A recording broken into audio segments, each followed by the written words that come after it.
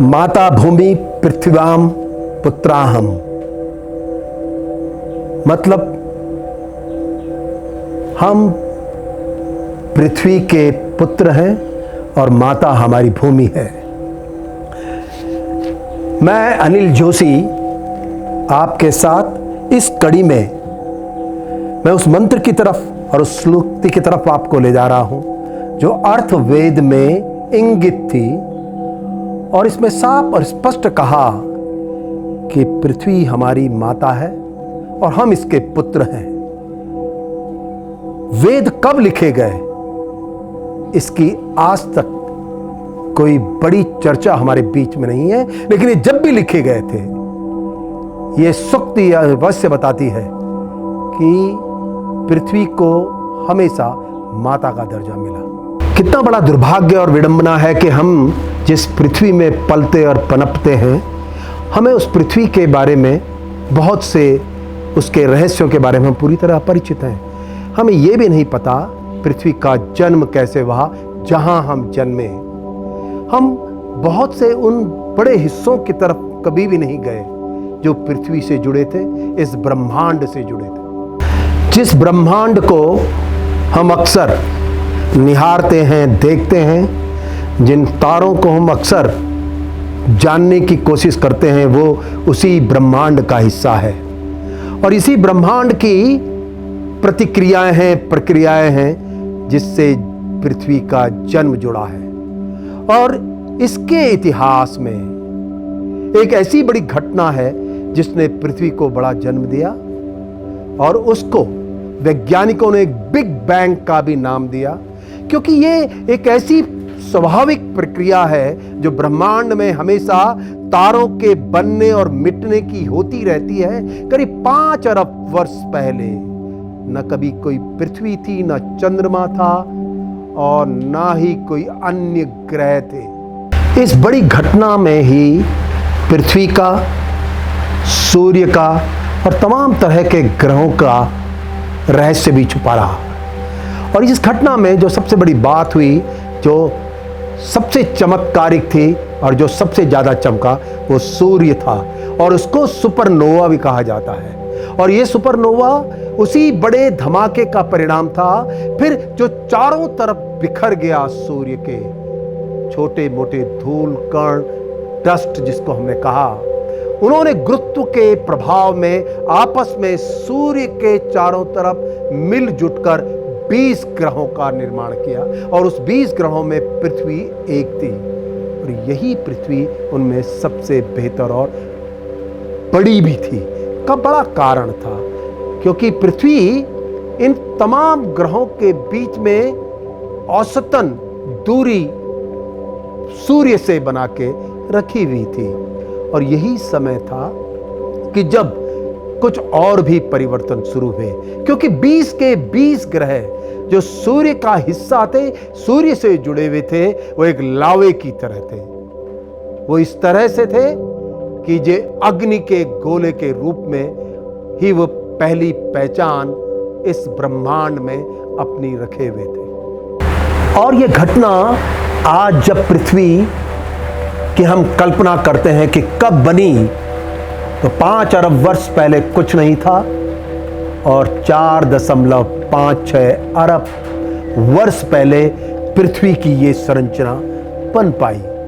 और एक वैज्ञानिक है नाइजर, उन्होंने कहा कि ये करीब 4.6 अरब साल बराबर 46 वर्ष पृथ्वी के मानकर चले जा सकते हैं। मतलब मात्र आज पृथ्वी का अगर आंकड़ों के अनुसार देखें तो ये मात्र एक 46 वर्ष की महिला है। और महिला कहने का सीधा मतलब था कि जीवन यही से पनपा था, इसीलिए उसे माता का दर्जा मिला था। और इतना ही नहीं, इस पृथ्वी ने और भी बहुत कुछ झेला। कई तरह के टकराहट इसने देखी, कई तरह के अन्य ग्रह भी इससे टकराए। ये वही समय था जब पृथ्वी अपना स्वरूप रच रही थी, अपनी संरचना कर रही थी। एक और बड़ी घटना जुड़ी कि एक बड़े पिंड ने पृथ्वी पर एक बहुत बड़ा आक्रमण किया और वो इतना बड़ा और गहरा था कि वो पृथ्वी के केंद्र में पहुंच गया और उसने और भी ऊर्जा उत्पन्न की। उसी ऊर्जा के उत्पन्न के दौरान दो बड़ी घटनाएं घटी, जहां एक तरफ बहुत ऊर्जा उत्पन्न होने के कारण मोल्टन, जो एक लावे का स्वरूप था, वो ज्यादा बढ़ा, और दूसरी बड़ी बात यह है कि छिटक कर उस टक्कर से बहुत सा डेब्रिस, धूल कण पृथ्वी से दूर भी गए, और ये धन और ये जो कण थे, यही चंद्रमा के रूप में जाना गया, जो चंद्रमा धन के रूप में जाना जाता है। और चंद्रमा सबसे समीप हमारा ग्रह है, और चंद्रमा का एक बड़ा महत्व पृथ्वी के परिप्रेक्ष्य में हमेशा से दर्ज रहेगा। पहला बड़ा कि इस बड़ी टक्कर में जिसमें चंद्रमा का जन्म हुआ, पृथ्वी अपने एक्सिस से जरा तिरछी भी हुई, और यही कारण है जब पृथ्वी का विवरण किया जाता है तो इसे तिरछा दिखाया जाता है। और इतना ही नहीं, दूसरी बड़ी बात, जो चंद्रमा का जन्म हुआ वो कहीं पृथ्वी के ही हित में ज्यादा था, क्योंकि चंद्रमा पृथ्वी का 1/5वां हिस्सा था, और पृथ्वी के ही ऑर्बिट के चारों तरफ ही उसका अपना घर बार और साम्राज्य था। लेकिन उसकी गुरुत्व शक्ति इसलिए ज्यादा नहीं थी कि यह मात्र 1/5वां हिस्सा था, और गुरुत्व शक्ति ही तय करती है किसी भी ग्रह की शक्ति को। लेकिन पृथ्वी के लिए चंद्रमा का महत्व हमेशा रहा, और वेद शास्त्रों में और हर जगह इसका विवरण भी है, और चंद्रमा के हर तरह के मूल्यों की हमेशा सम्मान किया जाता है। पहला बड़ा ये चंद्रमा ही है जो दूसरे ग्रहों से आए हुए बहुत से आक्रमणों से पृथ्वी को हमेशा बचाता रहा है। और आपको आश्चर्य होगा जानकर, अगर चंद्रमा ना होता तो पृथ्वी हमेशा बराबर हिलती रहती, और इसके हिलने के कारण निश्चित रूप से जो जन्म और जीवन पनपा है वो भी कहीं ना कहीं प्रभावित होता। ये चंद्रमा है आज कि जिस चंद्रमा के बहुत से हिस्से जो कि वो अपने गुरुत्व के कारण नियंत्रण में नहीं रख पाता, वो चंद्रमा से, खास तौर से हाइड्रोजन जैसे तत्व, वो पृथ्वी के गुरुत्व में पृथ्वी की तरफ वे ज्यादा आते रहे हैं। तो चंद्रमा हमेशा पृथ्वी का एक बहुत बड़ा अंश और अंग रहा है, और इस समय वो समय था जब पृथ्वी का तापक्रम 1100 डिग्री सेंटीग्रेड था। और इस प्रक्रिया के बाद जबकि पृथ्वी का तापक्रम 1100 डिग्री सेंटीग्रेड के करीब था, पृथ्वी धीरे धीरे ठंडी होने की प्रक्रिया में जाना शुरू कर चुकी थी। और इसी समय पृथ्वी के 3 स्तर बने। सबसे ऊपर जिसे क्रस्ट कहा जाता था, जो मात्र 1% था, और 84% मोल्टन था, और जो इसके केंद्र में था जिसे कोर कहा जाता है वो 15% था।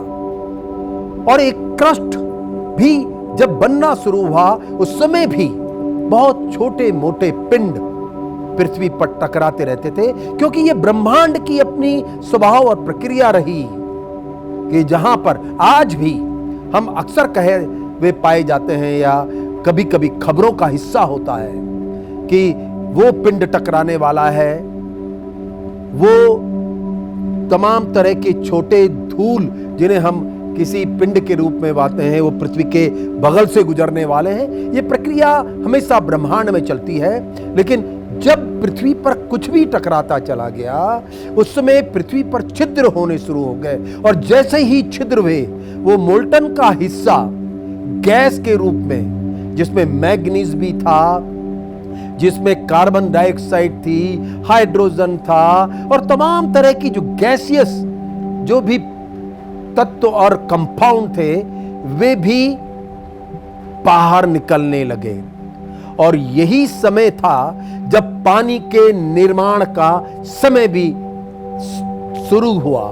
और इसमें यह भी माना गया, इसके 2 पहलू समझे गए कि एक आधार यह रहा कि जब पृथ्वी पर जो भी बड़ा पिंड या मटेरियल्स उसको कहा जाता है वैज्ञानिक भाषा में, उसके अंदर आइस के टुकड़े थे, और जो पृथ्वी से टकराए और पानी बने, या दूसरी तरफ जब कार्बन डाइऑक्साइड और हाइड्रोजन निकल के पृथ्वी से ऊपर आई, उसने पानी को जन्म दिया। और यहां से एक बड़ा परिवर्तन, एक बड़ी अन्य केमिस्ट्री इस पृथ्वी की शुरू हुई, और यहां से शुरू हुआ एक नया बड़ा परिवर्तन, और उसमें जीवन के पनपने की शुरुआत। मैं अनिल जोशी फिर आपसे अगले संवाद के लिए, अगली बात के लिए, पृथ्वी के जन्म और अपने जन्म की शुरुआत की कहानी बताने के लिए, इतिहास रचने के लिए आपके बीच में आऊंगा। नमस्कार।